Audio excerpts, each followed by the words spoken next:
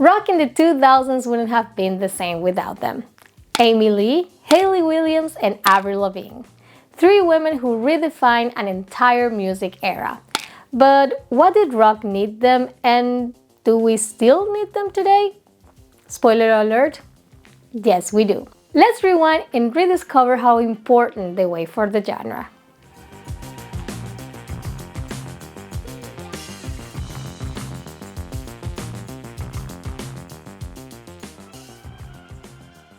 Welcome to Soundscape Chronicles of a Whimsical Girl. I'm a whimsical girl, and let's start with Amy Lee, the Gothic powerhouse of rock. In the early 2000s, rock was dominated by guys, until Amy Lee arrived with her haunting vocals and Gothic aesthetics, bringing something completely different.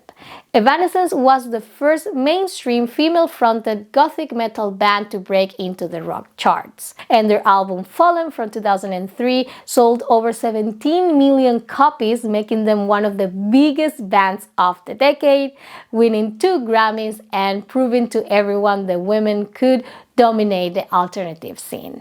Amy Lee proved that rock can not only be theatrical but also emotional and heavy all at the same time. Leave a black heart in the comments if you were so much into Evanescence as I was, and please also leave me what your favorite song of the band is. Mine is Everybody's Fool. Let's continue with Hayley Williams, the pop-punk rebel who defined a generation. Hayley Williams became one of the most recognizable voices of pop-punk, blending raw punk energy with choruses that sound like anthems. She brought female energy to the Warped Tour, proving that there was also a place for girls out in the trenches. While Paramore gained underground success with All We Know Is Falling from 2005, it was their following album, Riot, in 2007 that became a cultural phenomenon, making Paramore one of the biggest bands in alternative rock. Back in 2015, Paramore won the Grammy for Best Rock Song for Ain't It Fun, which is a rare feat for a female-fronted band. From Mystery Business to Ain't It Fun, Hayley always managed to make pop-punk feel alive and personal, and her bold ever-changing hair colors and fearless stage presence became cultural staples of the late 2000s alternative scene. If you ever had bright colored hair because of Hayley Williams, you have to let me know in the comments. I personally dyed the tips of my hair in a very strong red, almost magenta, inspired by the video of Crush, Crush, Crush. I just wanted to have long, wavy, bright, loud hair. Let's finish with a bang, shall we? Let's talk about Avril Lavigne, the skater punk princess that broke all the rules. Back in 2002, pop stars wore sparkly dresses, and then came a girl wearing baggy jeans, sneakers, and a tie. Avril Lavigne proved that rock could be rebellious and mainstream.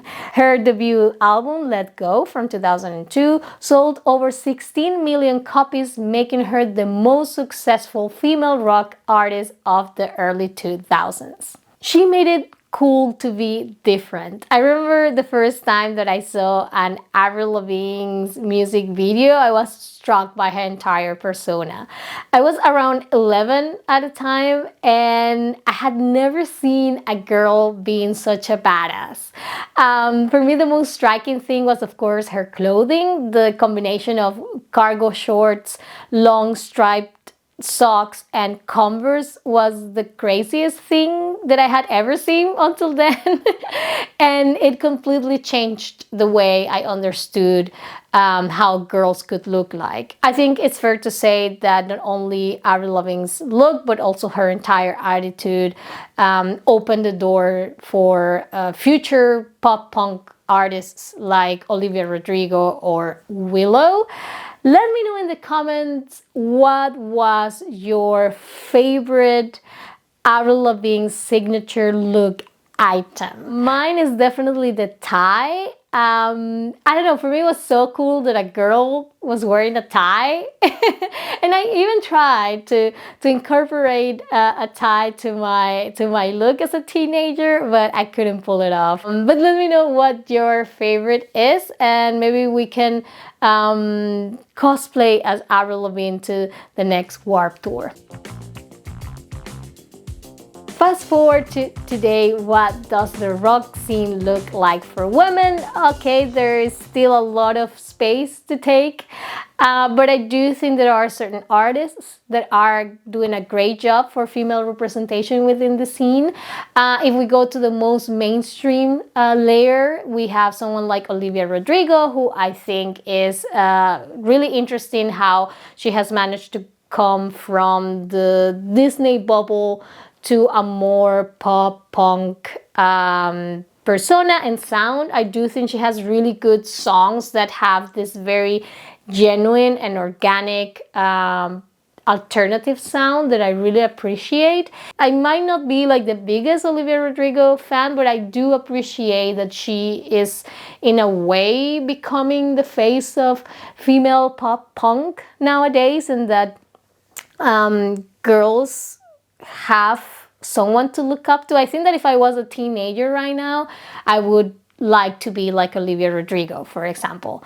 We also have Emily Armstrong, who is fronting the Linkin Park's revival, proving that female singers can also lead legacy rock bands. I know there's a lot of controversy around Emily.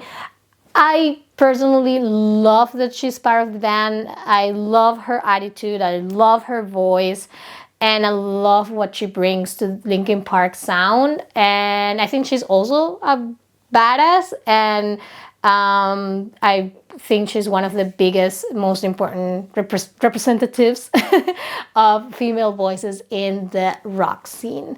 And we also have acts like the Pretty Reckless and Paris, who are still fighting for spaces within the scene for women, and I'm very excited of what's to come. Hopefully, like I said, the success of Olivia Rodrigo will inspire more acts. So Amy, Hayley, and Avril were not just icons, they were game changers, and their impact is still felt today. I mean, Avril's gonna be in Warped Tour, amazing. Hayley is still creating amazing music, and Amy Lee, Evanescence released some new music not so long ago, so they're still out there, and their legacy, I think, is the thing that will never die. From one rock chick to three amazing ones, I just want to say thanks to all of them for inspiring an entire generation and showing little girls like me that even though rock can be intimidating and hostile towards women, that we can take it and we have everything it takes to dominate and have a space within this amazing genre. Let me know what you think of female representation in rock today in the comments, and also if you have some new acts that you think I should check out, please leave them also in the comments. I'm always looking for new music to listen to, especially if it is female-led bands or female acts. So please leave them in the comments and educate me a little bit. For the time being, that is it for this episode of Soundscape Chronicles of a Whimsical Girl. If you are hungry for more, I have other videos that you can take a look at. Once you're done watching those, you just have to wait for the next episode, which I am already working on. Thank you so much for watching. Remember to like, subscribe, and also hit the bell button. And I hope you enjoyed this video. I hope you enjoyed the other ones, and I hope you join me in the next one. Thank you so much again for watching, and bye-bye.